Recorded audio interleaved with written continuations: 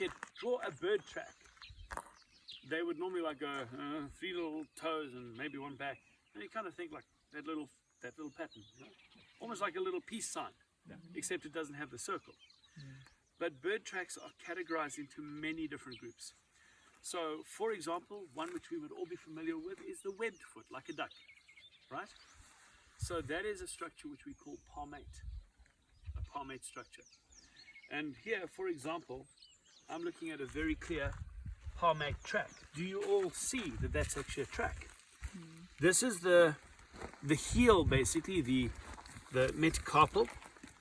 This is the hind toe.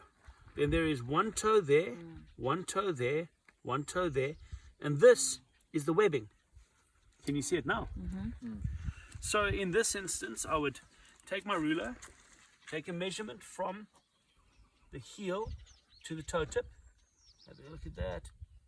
About 8.5, 9 centimeters. Go into my little book here, into this blue section in the beginning.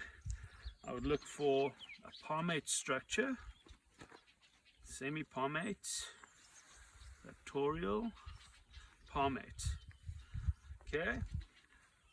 The closest we've got is 8 and 8.5 centimeters.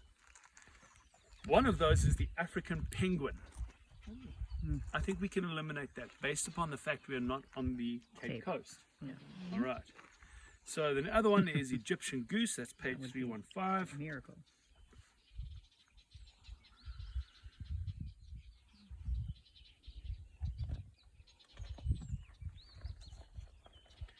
And let's have a look. Is that about right? Looks pretty good. You've got the curve, you've got that quite big heel. This toe is variable. So this, in this instance, it's slightly back. Okay, we've got that same structure. Lengthwise, this is the actual size.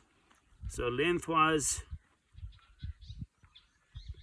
about 8 and a bit. Let's have a look. You know, this is slightly smaller, a little bit smaller. But it looks pretty good. And then on the next page, we have some example photographs of the species. So I'd be pretty happy with that. Okay.